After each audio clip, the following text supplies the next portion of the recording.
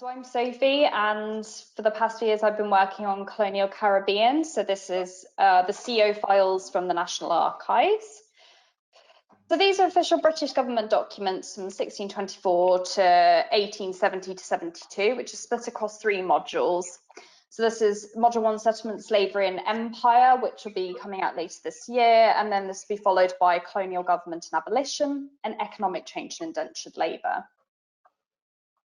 So it covers 25 islands in the Caribbean. So this is stretching from Jamaica and the Bahamas to St. Lucia and Barbados. So it presents an opportunity for the academic field to study slavery from prominence to abolition in the wider context of British colonial rule. And this is when it was known as the West Indies. So the resource details, as well as this, the regular running of trade and shipping, to island council meetings, various legislation and bills, prison records, building plans, and this is all amongst the fierce rivalries that were occurring at this time with the Spanish, the Danish and the French powers all within the Caribbean region. You'll also see here I've included some key themes that we're looking at as part of this. So absentee landlords and estate ownership.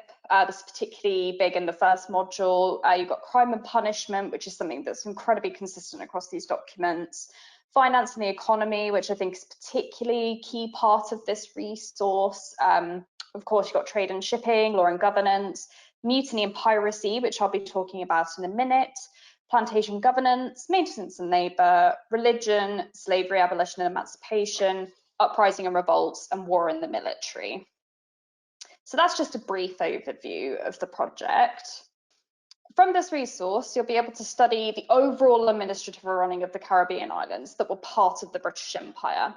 So there are also some foreign language documents, which are in Spanish, French and Dutch, which also show how islands such as Guadeloupe fell in and out of the hands of different powers over the earlier period in Module 1. So this digital initiative will allow users to explore and research the economic and social conditions across these islands and understand how they were managed across a really turbulent period of change and in a subject area where significant digital resources are in demand. So we have some interesting visual examples of this, which you can see presented to the right of the screen. So you've got a map that has references to the economic value of land. There's hospital plans there that are built specifically for enslaved peoples, a letter regarding the Kingdom of Haiti, as well as various petitions for and against slavery. So it's mostly manuscript material, such as correspondence, but these bound volumes do actually have a treasure trove of documents within them. So this all includes census data and statistics, draft bills, land board papers, legislative acts, maps and plans. We have some absolutely beautiful maps in this. There's medical reports, so there's some really interesting reports on diseases breaking out across the region at this time. There's military reports, minutes of meeting, newspaper clippings, ordinances, petitions, and proclamations. Now, this resource is told predominantly from the perspective of the white British colonisers, as they are administrative government documents. You can find some hidden narratives of those who are enslaved within these documents, but it is important to note that these are still viewed through the white gaze. However, this still presents academics and students with an opportunity to study a multitude of angles throughout the rise and decline of the slave trade. And of course, there are some appearances of key individuals throughout this correspondence as well. So I've included an example with William Wilberforce, which you can see in the bottom right-hand corner. So these do crop up all the time. And I think that kind of makes it such a really interesting resource from that perspective. You kind of never really know what you're going to find. And anyway, so I thought that I'd use an example just to talk to everyone about, which is CO 2867, which documents the mutiny on board the Friendship in August 1801. So it describes initially the reaction of the boatswain and crew member when they were shaken awake, told that people on deck were killing each other with muskets. So the boatswain goes to investigate and he discovers that the first and third mates are being held hostage in the cabin by 4 men with pistols and muskets. The crew member subsequently runs up the deck after one of the men threatens to kill him with the pistol, which is all a very horribly graphic description, and sees as the boat continues to sail towards shore that there's attempts with an axe to cut the anchor's chain.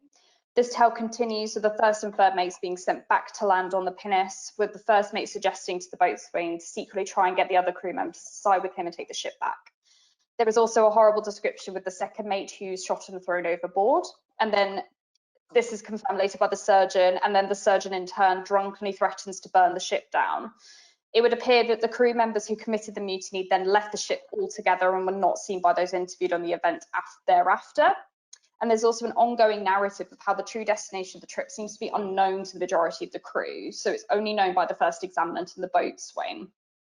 So as you can imagine, it's actually some of the reports you will gain in this resource are incredibly graphic, but also incredibly interesting of the way in which how numerous accounts of the events and how these incidents were reported back to the administrative bodies back on land. So it provides a glimpse into how business of governance was conducted. The account is exceptionally detailed and the language much more long-winded than perhaps you'd find in a modern account today. It's also worth noting how black crew members were referred to by their race, while white crew members were referred to by their position on board. Let me just move to the next bit. There we go. So it's part of our wider trade and shipping theme, which follows numerous cargoes such as coffee, sugar, bread and fish. So you can see some examples that I've provided here that are from British Honduras. And then trade and shipping is a particularly important theme across this resource, as many other themes are connected through shipping and due to the financial benefits Britain gained from its Caribbean exports and the slave trade, which can be studied across the resource. Provides statistics and data from the period relating to financial information, which I'm sure many academics and students will find useful to study in more depth. And that's me. So thank you very much, and Hans, back to you. Here's a question for Sophie Seddon. The 5 classes that are included in Colonial Caribbean, will they be digitized in their entirety? Hi Hans, yes, thank you. So yeah, we're hoping to digitize them in their entirety in the period that we're looking at. So the selection for this project was to do everything that was relating to those that were under the British Empire rule, and it's in that time zone. So it's in its entirety within that period, yes.